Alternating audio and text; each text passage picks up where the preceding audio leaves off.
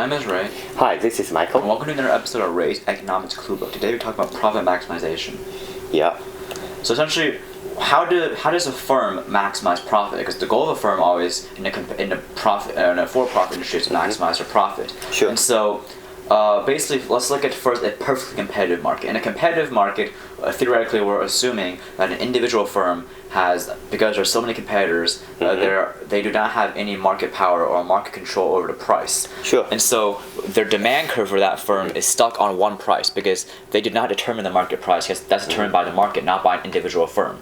And so the market price is fixed for the firm. At any production point, the market price for the good is the same because this individual firm is too small in the market to control any market price. So basically, the firm is a price taker. Yeah, it's a price taker. That's what the price taker has no control over the market price because there are too many firms in the market. It's too competitive.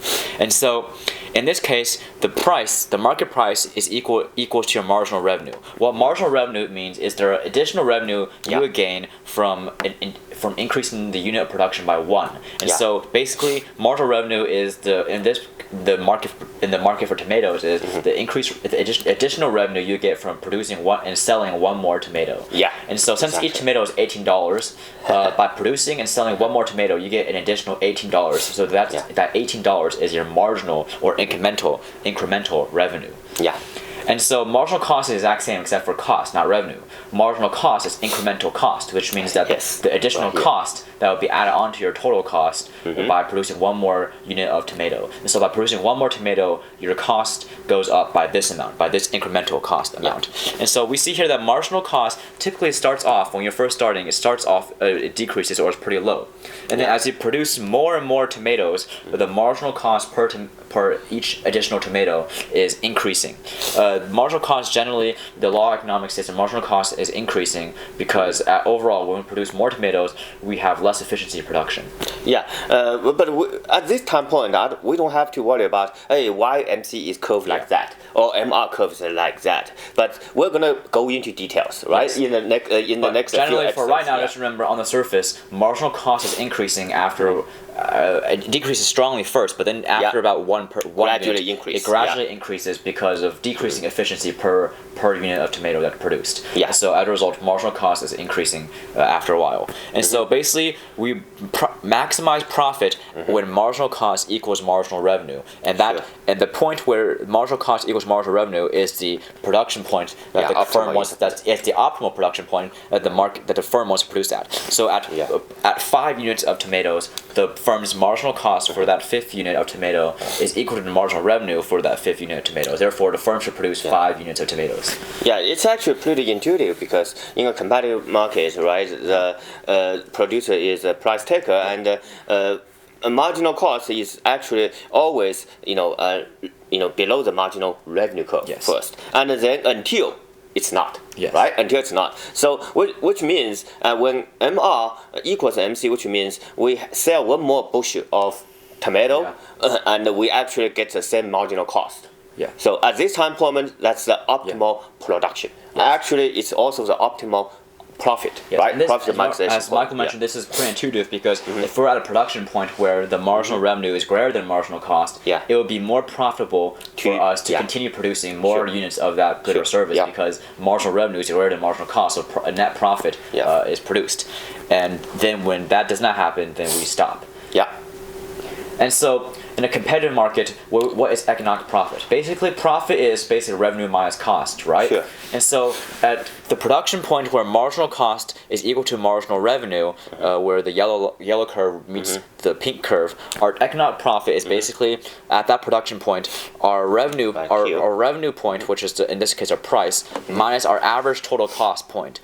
So our marginal revenue point minus our average total cost point at that production point. And the difference between those two, multiplied by the total number of units of goods we're producing, multiplied by the total units of goods we're producing, is our economic profit. Yeah, I think that's pretty important because for the competitive market, usually at the beginning we always have some economic profit for some producers. But later on, because of you have positive economic profit in a competitive market, the market value is pretty low. Yeah. So people just other competitors get in until the economic profit becomes zero. Yeah, and remember, it becomes normal. Average total cost is also a per unit metric because it's average total cost, so average total cost per unit, or total cost per unit, basically. Yeah.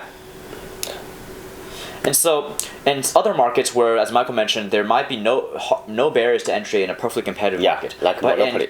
In a monopoly or a monopolistic-like market, there are barriers to entry, or there are a small amount of competitors, so that each competitor or each firm, because they take up a larger portion of the market, they have some influence over market price, or they can control market price. And so, to some extent, in a monopoly, they can completely control market price. And so, because they're the only producer in the market. And so, in this case, our marginal revenue curve is basically equal to a typical looking demand curve, because there's an individualized or specific demand curve for each different firm in that market, because they have so much market control. And so they have their marginal revenue curve is just their own specified, or their own just for them, their own specific and unique demand curve for their good or service. And so this is our marginal revenue. They have the same looking marginal cost curve that's decreasing at first and increasing later on as efficiency decreases. So increasing marginal cost after a certain point. They have, and so their marginal cost and average total cost curves look roughly similar to that of a perfect competitive firm. However, the big difference is that since they have control of a market price, their marginal revenue is not just one flat price point. It is a downward slanting demand curve. Why the MR curve is like that, we don't have to go to details like that. We're going to have a detailed discussion when we come to the monopoly market. But the key point here is basically we remember the MR equals MC rule. Okay, that means the profit will be maximized when the marginal revenue is still equals to MC. Again, at a very small production, you can see MR curve lies above the MC. Yes, until it's not. And as I mentioned before, the MR curve is downward slanting, like I mentioned before. That is downward slanting like a typical demand curve, because the MR curve is like the specified demand curve for this firm that is based off of the overall larger demand curve for the firm. And so, as Michael mentioned, we'll just talk about why the MR curve is lower than the in general demand curve for this firm, and why the MR curve, the gray curve here, is shaped like a downward sloping demand curve. But basically, all you need to know is that MR is decreasing for this monopoly firm, and that when the decreasing MR reaches the increasing M marginal cost, that is where we stop production, and that's the production point we want to be constant at, and then we have a profit here from our overall marginal revenue, or our demand curve minus our demand curve that the marginal revenue is based off of, minus the average total cost. Because there's ATC, which is the average total cost, which is about 94, and 122 is about the price per item. Okay, from the demand curve. So for our final clue is basically marginal revenue, marginal cost curves are incremental. That's what marginal means. And so basically it's the additional revenue cost added onto our already total revenue or cost for one more unit of production, or one more unit of input for cost. So marginal revenue equal to marginal cost is a condition for maximum profit. At the production point where MR equals MC, that's the production point we want to meet or want to get to and be constant at in order to maximize our profit. Because it's intuitively, if marginal revenue is greater than marginal cost, it's more profitable for us to increase production. While if marginal revenue is less than marginal cost, we're losing money or losing profit when we're on production. So we need to scale back production.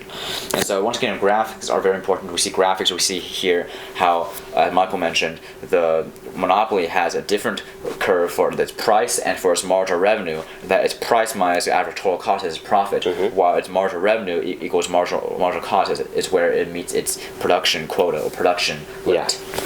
Actually, no matter we are in the competitive market or monopoly market, the golden rule is the same. MR equals MC, which means profit is maximized. Yes. All right. See you next time. Bye bye.